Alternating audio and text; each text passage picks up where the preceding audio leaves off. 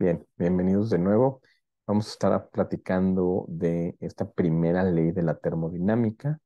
Eh, entonces, con la primera ley de la termodinámica, pues básicamente vamos a estar resolviendo varios problemas.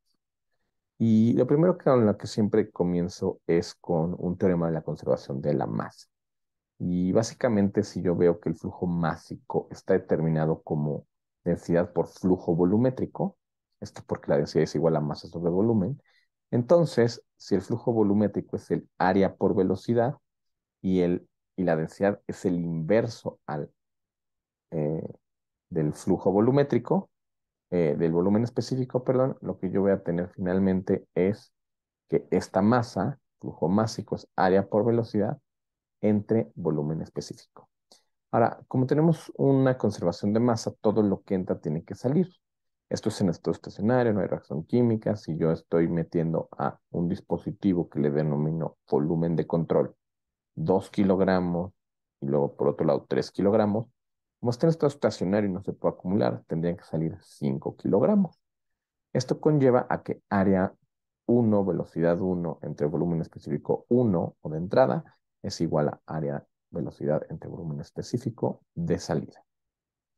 Y el hecho de que el fluido se está moviendo eh, y está entrando a este dispositivo, a este volumen de control, pues va a haber un trabajo, que es el trabajo que tiene este movimiento, y es un trabajo de flujo, P por V.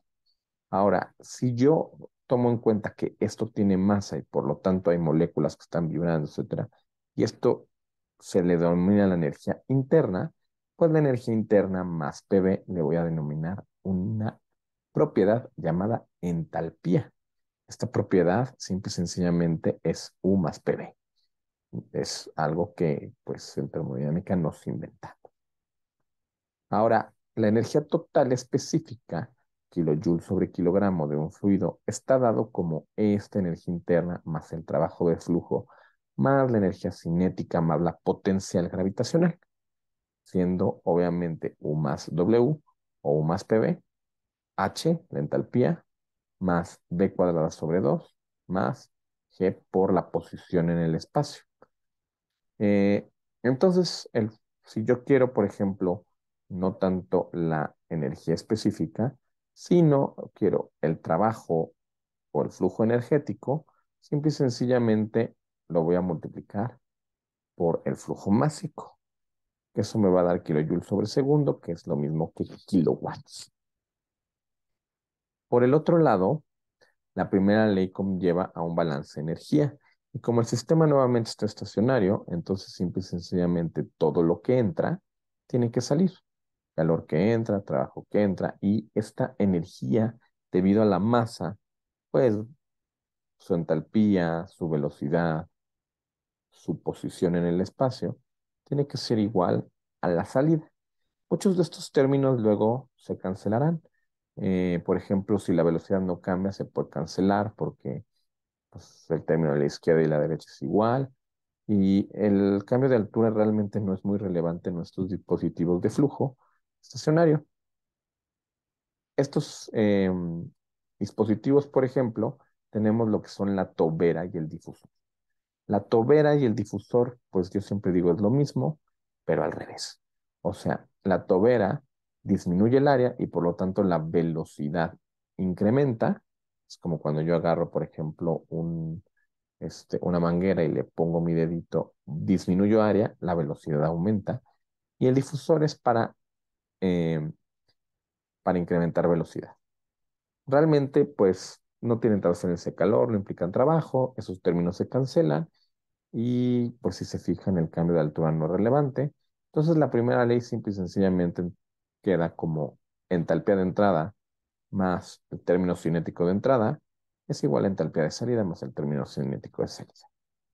Estos dos tienen la misma primera ley.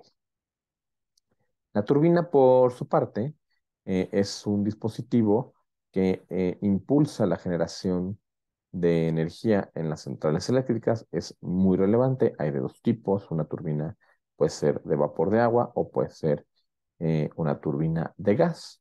Y la tasa de transferencia de calor normalmente es baja, pero la podemos poner.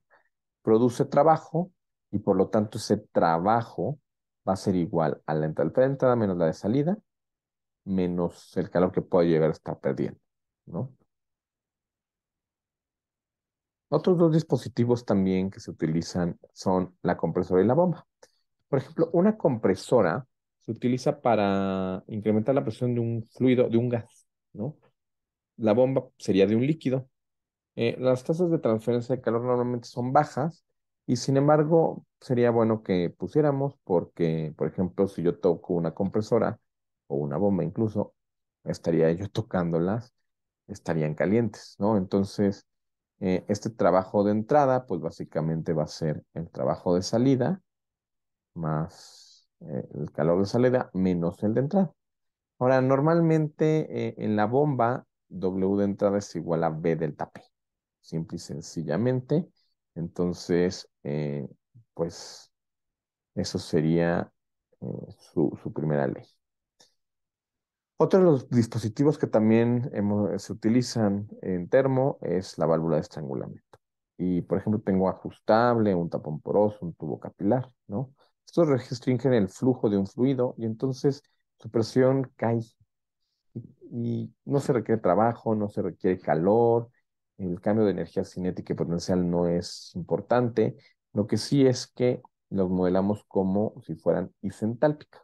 Eso significa que la entalpía de entrada tiene que ser igual a la entalpía de salida. O sea, U más PV de entrada es igual a U más PV de salida, ¿no?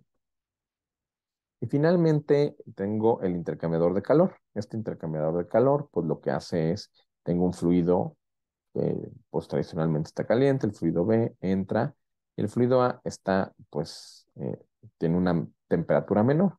Lo que sucede es que sin tocarse, lo que va a estar ocurriendo es una transferencia de calor. No se requiere trabajo, no se intercambia con los alrededores, y entonces el calor que gana, que es la diferencia de entalpía, el fluido A, es igual al calor que cede el fluido B, que es la diferencia de entalpía. Entonces, lo modelamos como un isobárico. Muy bien, pues esos son nuestros dispositivos que vamos a estar utilizando y pues les agradezco que sigan viendo estos videitos.